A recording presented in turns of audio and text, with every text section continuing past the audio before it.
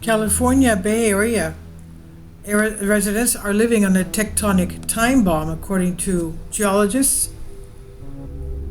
There are many locations that this can be said of. Many of world's deadly faults have heavily inhabited cities on them, so there are potential time bombs on in way, but perhaps some have a greater chance of going off than others. A U.S. geological survey, USGS, published recently reveals that California Bay Area residents are living on a tectonic time bomb, quote unquote. It's also known as the Hayward Fault. In fact, researchers claim that the Hayward Fault, which runs about 74 miles along the bottom of the East Bay Hills, is far more dangerous than the better-known San Andreas Fault, the continental transform fault extending around 750 miles through California that was behind one of the worst earthquakes in U.S. history, the 1906 San Francisco quake that had over 3,000 victims.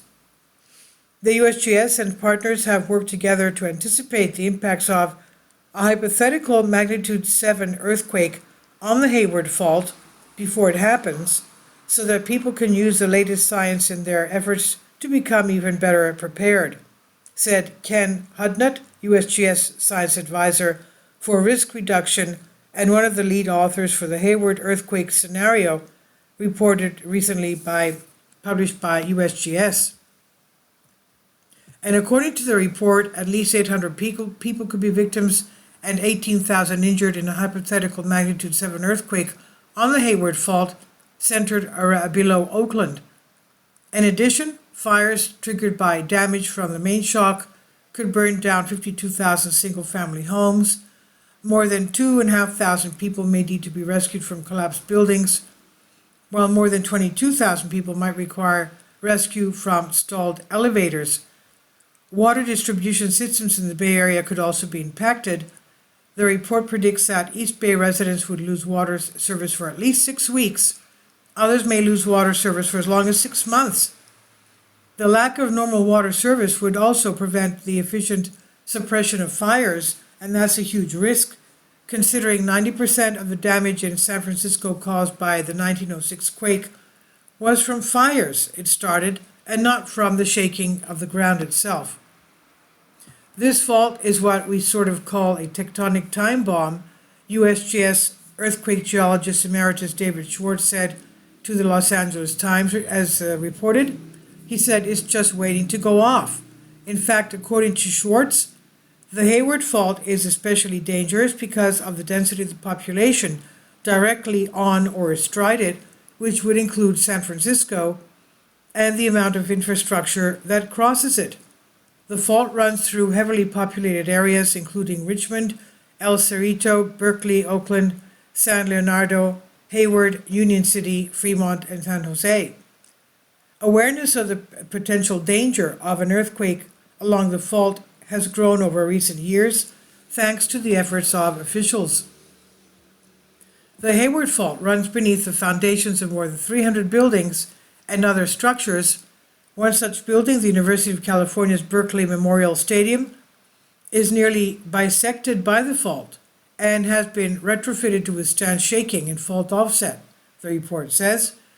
The USGS researchers also revealed that California's minimum building codes are not sufficient to guarantee safety in the event of an earthquake across the Hayward Fault. The buildings are currently only required to be strong enough to allow people to safely evacuate them after a quake. Even if all 2 million structures in the greater San Francisco Bay Area were renovated to comply with safer building codes, a Hayward scenario earthquake would still completely collapse an estimated 8,000 buildings. Nearly 100,000 buildings would be red tagged, which means that they would be unsafe to enter due to quake damage, while 390,000 would be yellow tagged and have occupancy limits imposed on them due to structure damage.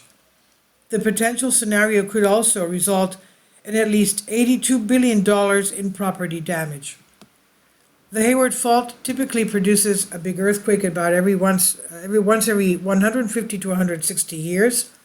The last major earthquake on the fault happened about 150 years ago. That was October 21st, 1968.